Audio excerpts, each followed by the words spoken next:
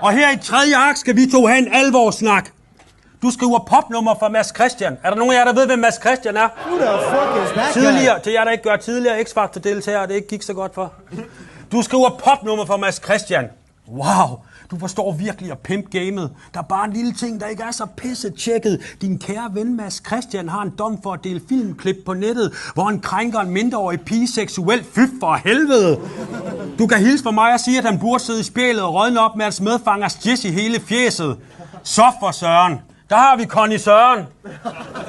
Doven i købet holder døren for folk, der boller børn. Seriøst, mand, du skriver tekster for en sexforbryder. Hvordan synes du selv, det lyder? Ja.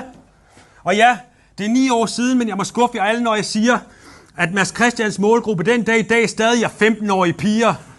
Og hvad hvis det har været din søster? Har du leget med tanken? Nej, så hellere være til salg for en smule skejs i banken. Se på ham. Fucking Playmobil, mand. Det er lige før, man kunne lave et lille kægt ordspil med de næsepiercing og kalde det for en pædofilring.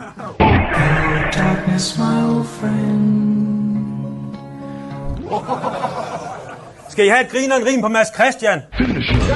Kæmpe Henrik Sass-fan.